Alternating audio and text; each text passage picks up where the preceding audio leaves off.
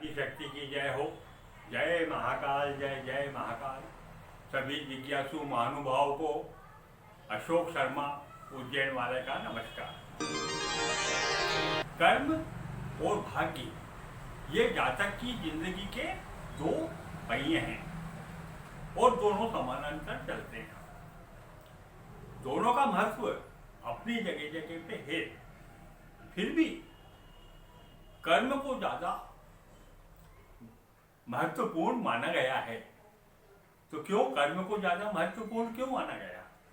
क्योंकि जो आपका भाग्य है वो पूर्व जन्म में आपने जो कर्म किए हैं वो प्रारब्ध के रूप में, भाग्य फल के रूप में इस जन्म में आपको प्राप्त होते हैं।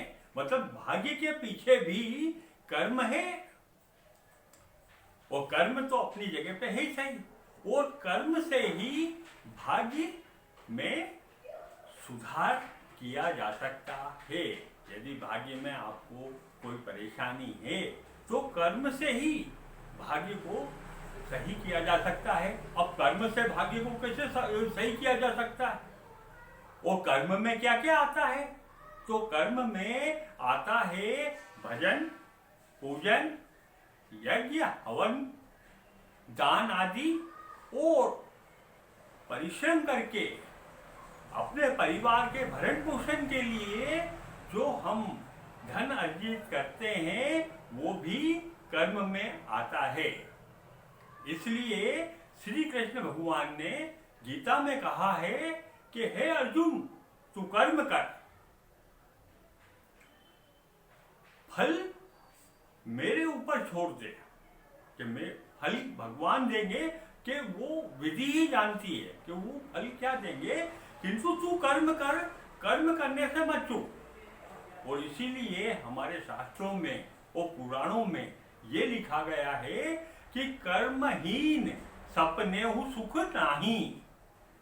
यानी कि कर्म से विरत नहीं रहना चाहिए, कर्म में लगे हुए रहना चाहिए। और कर्म कौन सा? जो निर्धारित कर्म है। निर्धारित कर्म मतलब यज्ञ, हवन, पूजन, भजन, दान आदि। और अपने परिवार के लिए, आय अर्जित करने के लिए जो मेहनत करना है वो निर्धारित कर्म में आता है। और इसीलिए शास्त्रों में लिखा है कि कर्महीन सपनेहु सुख नाही।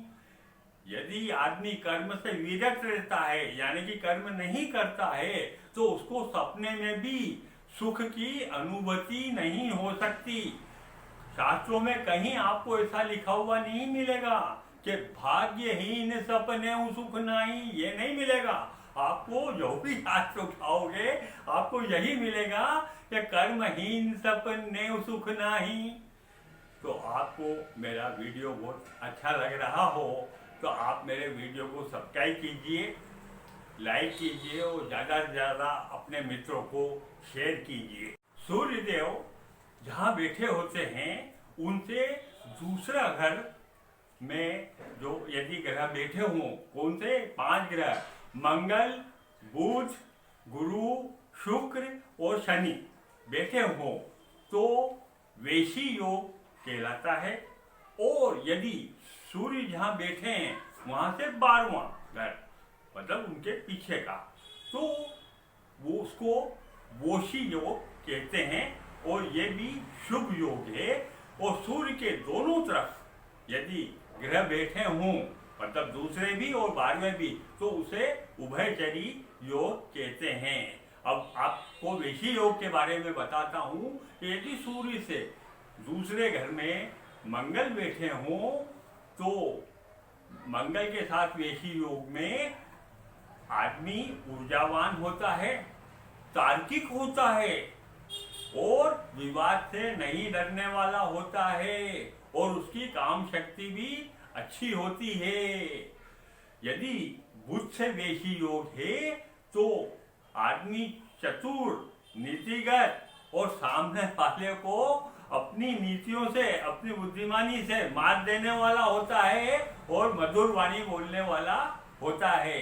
यदि गुरु से वैशी योग हो तो मनुष्य बुद्धिमान, आध्यात्मिक बातें करने वाला, बड़ापन वाला, अच्छे धन पैसे वाला होता है। और यदि शुक्र से वेशी योग हो तो आदमी की काम शक्ति बहुत अच्छी होती है और वो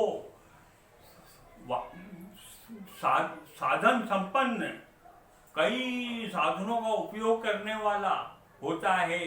और यदि शनि से वेशी योग हो तो आदमी चतुर सेवक, अच्छी नौकरी करने वाला, अपने स्वामी का आर्डर जैसे ही हो तो जैसे वो आर्डर फॉलो करता है, मतलब वो जो आदेश देते हैं उसका पालन करता है, उसका फल मिलता है। अब हम सूर्य से 12वां घर वोशी योग लेते हैं कि यदि मंगल से वोशी योग हो तो आदमी विवाद से नहीं डरने वाला, ऊर्जावान और विवाद करने वाला होता है। और यदि बुध से वोशी योग हो तो आदमी दूसरे को धोखा भी दे सकता है, चतुर होता है और नीति से मात देने वाला होता है। और यदि गुरु से वेशी योग हो तो आदमी आध्यात्मिक शक्ति वाला, बुद्धिमान, दूसरों का मार्गदर्शन करने वाला होता है। और यदि शुक्र से वोशी योग हो तो आदमी कई माने स्त्रियों पे की तरफ आकर्षित हो जाने वाला, और जो है वो खूब सारे मित्रों को बनाने वाला, दोस्तों के साथ में जो है समय व्यतीत करने वाला साधन संपन्न व्यक्ति होता है।